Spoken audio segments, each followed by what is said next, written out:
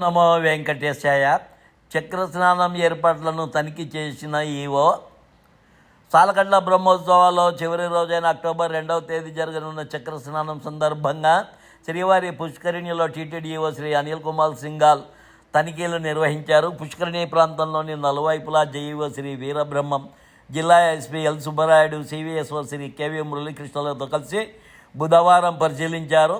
ఈ సందర్భంగా ఈవో మాట్లాడుతూ భక్తులు పుష్కరిణిలోకి ప్రవేశించేందుకు, తిరిగి వెలుపలికి వెళ్లేందుకు వీలుగా గేట్లను ఏర్పాటు చేసినట్టు తెలిపారు.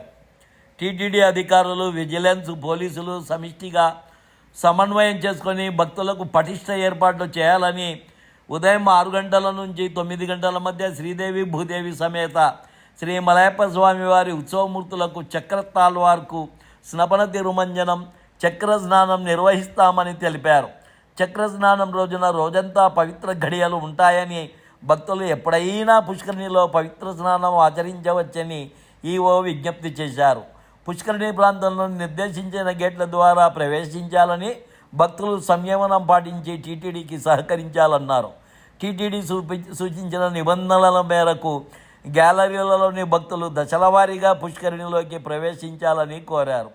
చక్రస్నానం సందర్భంగా 1000 మంది పోలీసులు, 1300 మంది టీటీడీ విజిలెన్స్ విభాగం ఆధ్వర్యంలో ఎన్డీఆర్ఎఫ్, ఫైర్ తదితర విభాగాల నుండి 140 మందితో పటిష్ట చర్యలు చేపట్టినట్లు తెలిపారు.